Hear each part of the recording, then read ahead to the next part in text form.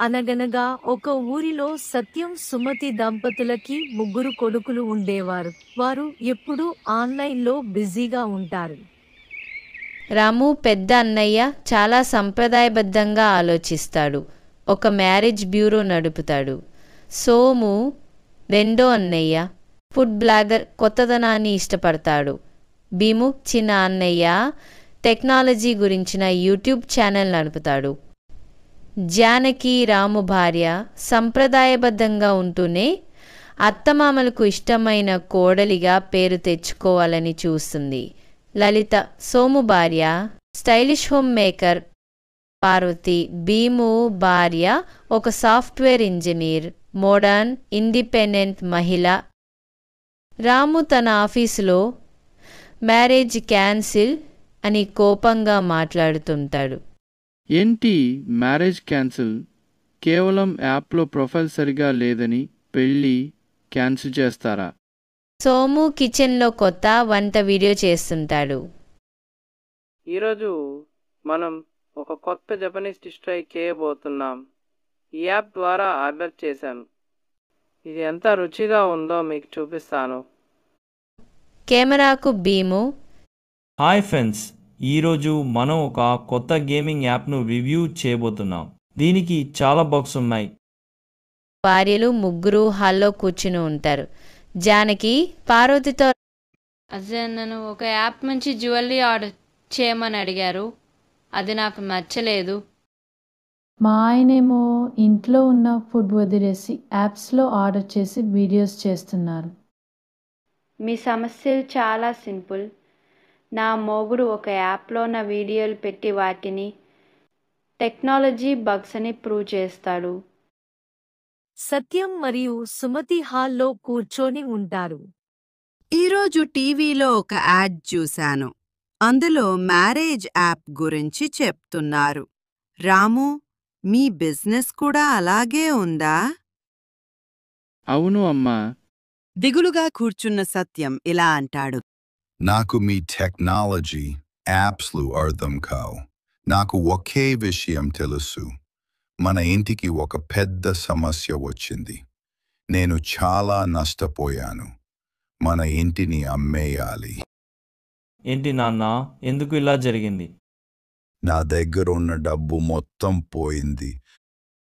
సత్యం తన నష్టానికి కారణం చెబుతాడు. అతను ఒక యాప్లో ఇన్వెస్ట్ చేశాడు. అది ఫేక్ యాప్. అతను మోసపోయాడు. నా తప్పు కాదయ్యా. యాడ్లో చూశాను. ఈ యాప్ వాడితే డబ్బులు అవుతాయి అన్నారు. అది చూసి మోసపోయాను. నాన్న, మీరు ఒక ఫేక్ యాప్లో ఎందుకు ఇన్వెస్ట్ చేశారు? అది తెలుసుకున్న కోడళ్ళు ముగ్గురు కలిసి కూర్చుని మాట్లాడుకుంటారు. మమేదారిని మోసం చేసిన ఆ యాప్ని కనిపెట్టాలి. నా దగ్గర ఒక ప్లాన్ ఉంది. మనమంతా ఆ యాప్లో మన ప్రొఫైల్స్ క్రియేట్ చేద్దాం. నేను ఆ యాప్ను హ్యాక్ చేసి దాని ఫేక్ అకౌంట్స్ను, అడ్మిన్ అకౌంట్స్ను కనిపెట్టాను. నేను నా మ్యారేజ్ యాప్ ప్రొఫైల్లో దొంగలకు పెళ్లి సంబంధం చూస్తున్నట్టు నటిస్తాను. నేను వాళ్ళను నా అకౌంట్కు యాడ్ చేసుకొని వాళ్ళు ఎక్కడ ఉంటారో తెలుసుకుంటాను. జానకి ఒక కొత్త ప్రొఫైల్ క్రియేట్ చేస్తుంది. డబ్బుకి ఎక్కువ ప్రాధాన్యత ఇచ్చే అమ్మాయి అని తన ప్రొఫైల్లో రాస్తుంది. కొన్ని ఫేక్ ఫోటోలు అప్లోడ్ చేస్తుంది. ఇక వేట మొదలు ఈ యాప్ వాళ్ళని పట్టుకుంటాను. జాగ్రత్త అక్క, వాళ్ళు చాలా ప్రమాదకరం. డోంట్ వరీ, నేను మీ ప్రొఫైల్ను హ్యాక్ అవ్వకుండా చూస్తాను. మనకి ప్రొఫైల్ చూసి ఒక దొంగ ఆమెను కాంటాక్ట్ చేస్తాడు. దొంగ ఆన్లైన్లో మీరు నిజంగా డబ్బుని ఇష్టపడతారా? అవును, నేను అలాంటి వ్యక్తులనే వివాహం చేసుకోవాలని చూస్తున్నాను. మీ దగ్గర ఎంత డబ్బు ఉందో చూపించండి. మీకు నా కంపెనీ గురించి తెలుసా? ఫ్యూచర్ మనీ అని. ఆశ్చర్యంగా జానకి మమయ్య దారిని మోసం చేసింది కంపెనీనే కదా. జానకి లొకేషన్ వివరాలను సోము భీములకు పంపుతుంది. ఈ లొకేషన్ మా ఫుడ్ డెలివరీ యాప్లో ఉంది. అక్కడ చాలా ఇల్లీగల్ ట్రాన్సాక్షన్స్ జరుగుతున్నాయి. ఈ అడ్రస్కు నేను ఒక డ్రోన్ను పంపిస్తాను. లొకేషన్ పర్ఫెక్ట్గా ట్రేస్ చేయాలి. రాము ఫోన్లో రాము గర్వంగా నా భార్య చాలా తెలివైనది. మీరందరూ గొప్పగా పనిచేశారు. భీము రాము పోలీసులను వెంట పెట్టుకుని దొంగలున్న లొకేషన్కు వెళ్తారు. పోలీసులు వారిని అరెస్టు చేస్తారు. సత్యం డబ్బు తిరిగి వస్తుంది. పోలీసు అధికారి ఇలా అంటాడు.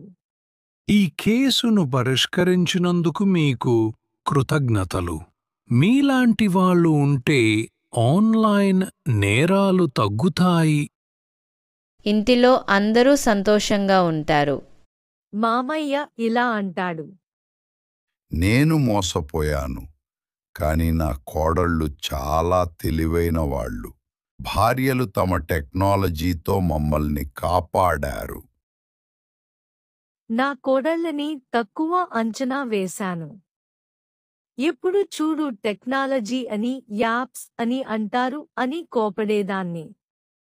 కానీ ఈరోజు వీళ్ళు టెక్నాలజీతో చేసింది చాలా గొప్ప విషయమే. నా కోడళ్ళు తెలివైన వాళ్లే. జానకి, లలిత, పార్వతి నవ్వుతూ అవునత్తయ్య, మనందరి బంధం అవునత్తయ్య, మనందరి బంధం ఎప్పటికీ ఇలాగే ఉండాలి. అవును అత్తయ్య, మనందరి బంధం ఎప్పటికీ ఇలాగే ఉండాలి. కుటుంబం మొత్తం చాలా సంతోషంగా ఉంటారు. ఇక ముందు జరిగిన అందరూ కలిసి సమస్యలను పరిష్కరించుకునేవారు.